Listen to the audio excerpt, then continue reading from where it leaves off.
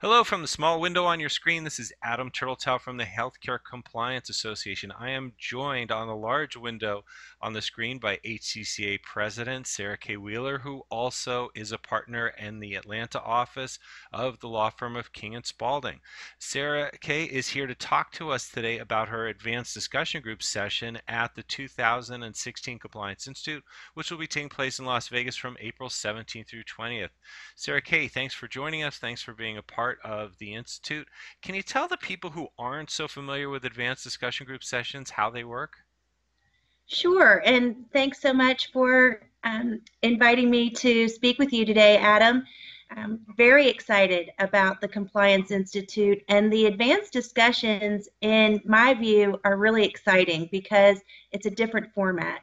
The format is really one where, as a presenter, I'm actually facilitating conversation and dialogue about issues that are relevant to the compliance community as a whole.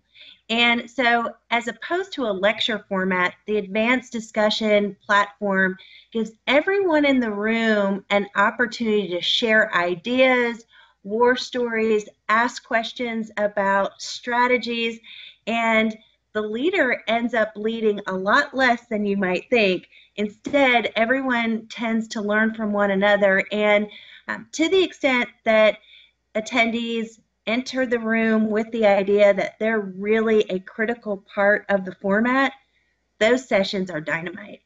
Yeah, I hear great feedback from people, and they love the fact that it's all interactive. It's not somebody presenting and you responding periodically, but the real strength is the conversation amongst the people in the audience, less so, as you said, than the speaker does. Now, you're going to be talking specifically about potential overpayments and the 60-day rule. What are some of the areas you're planning on exploring in the session? Well, this is an area, Adam, where across the provider continuum, every niche is working to better understand how to interpret the law, which was actually issued in 2010. And since the Affordable Care Act in 2010, there have been several issuances from CMS on potential interpretations. So we have right now a volatile landscape, particularly for Part A and Part B Medicare providers. And we're trying to follow all of the regulatory issuances. We're trying to follow new emerging court cases and allegations that have been posed in various litigation matters, and wrap that all together to better understand how providers working in the trenches are educating their stakeholders on what this rule actually means. What is it to try to make sure that various stakeholders throughout an organization are really looking in a collective and consistent way for potential overpayments? And how are those potential overpayments vetted to determine if they are actual overpayments? Hmm.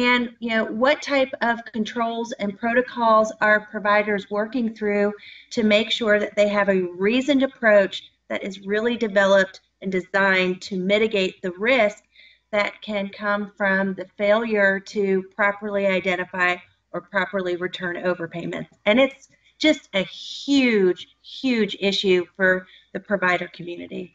Well, it sounds like it's going to be a great way for people to both understand, one, am I doing the right thing, but also to benchmark my practices against what other people in the profession are doing. Um, Absolutely. Thank you so much for taking the time to talk to us today and for putting this session together. I think people are going to find it a very valuable one. I hope those of you watching enjoyed this and will be joining us April 17th through 20th in Las Vegas for the 2016 HCCA Compliance Institute. I'm Adam Turtletail from HCCA. Thank you for joining us. Thank you, Sara Kay, and want to wish everyone a very, very good day. Thank you.